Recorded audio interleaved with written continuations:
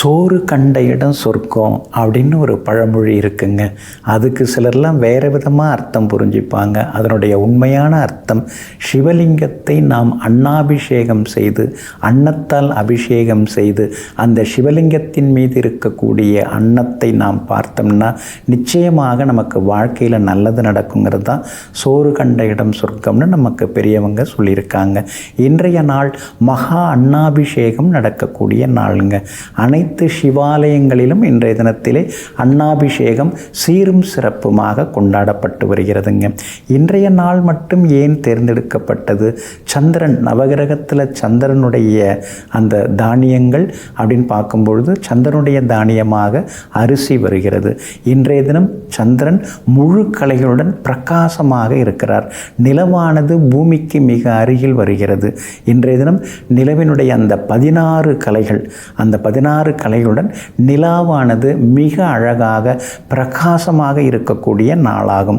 அதனால தான் இன்றைய தினத்தில் அன்னத்தால் எல்லாமல்ல ஈசனை நாம் அபிஷேகம் செய்து வணங்கினால் பூரணச்சந்திரனுடைய அந்த பூரண ஆசீர்வாதம் நமக்கு முழுமையாக கிடைக்கும். மனம் சுத்தமாகும், மனம் ஆனந்தமடையும். மனம் சுத்தமாகி ஆனந்தமடையும் பொழுது உடலில் இருக்கக்கூடிய நோய்கள் விலகும், எண்ணங்கள் எல்லாமே தூய்மையாகும். அதனால் இன்றைய தினம் அன்னாபிஷேகத்திலே நாம் கலந்துக்கிறது நல்லதுங்க. முடிந்த வரைக்கும் அன்னாபிஷேகம் செய்யக்கூடிய சிவாலயங்களில் நம்மால் முடிந்த அரிசி அதெல்லாம் நம்ம கொடுக்கறது இன்றைக்கி நல்லதுங்க. கொடுத்து அந்த அன்னாபிஷேகத்தில் சிவபெருமான் மீது அந்த ஆவுடையார் அந்த லிங்கத்தின் மீது இருக்கக்கூடிய பருக்கையில் ஒரு பருக்கையாவது நம்முடைய பருக்கையாக இருந்தால் அது நமக்கு சொர்க்கத்தையும் ஆனந்தத்தையும் உண்டு பண்ணுங்க. அகமன்னம் அகமன்னம் அகமன்னதோன்னு சொல்லிட்டு ரிக்வேதத்திலே சொல்லப்பட்டிருக்குங்க. அன்னம்தான் பரபிரம்மம், அன்னத்தில் தான் எல்லாம் இருக்கிறது அப்படின்னு சொல்லப்பட்டிருக்குங்க.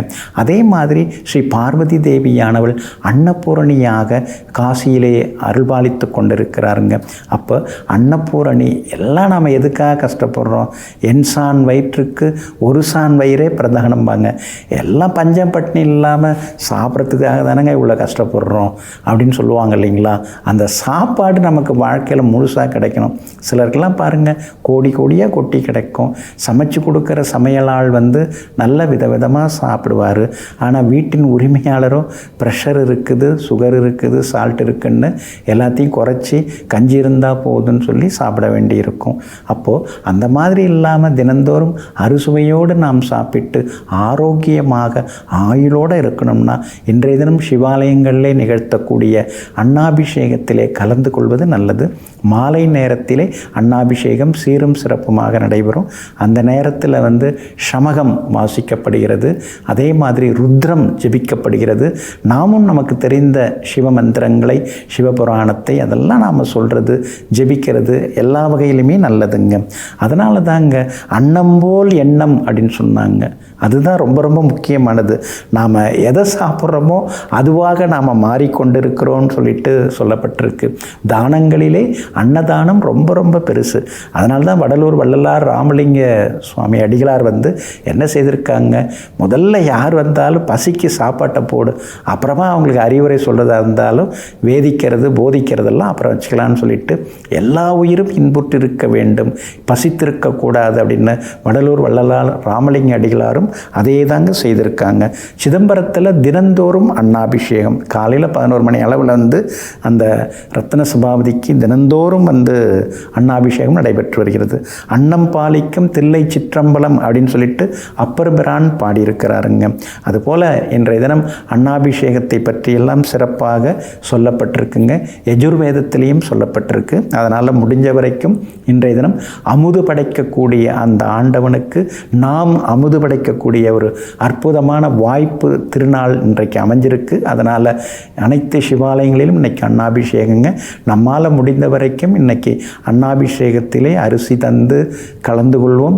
நம்மால் முடிஞ்ச வரைக்கும் இன்றைக்கி அன்னதானமும் செய்வோம். சந்திரனுடைய ஆயக்கலைகளையும் நாம் பெற்று மகிழ்வோம். நெஞ்சிற்கினியவர்களே, புந்தி வாரமாகிய இன்றைய நாள் உங்களுக்கு பொன்னையும் பொருளையும் புகழையும் அள்ளித்தரும் நல்ல நாளாக அமையட்டும். மீண்டும் நாளை காலை சந்திப்போம்.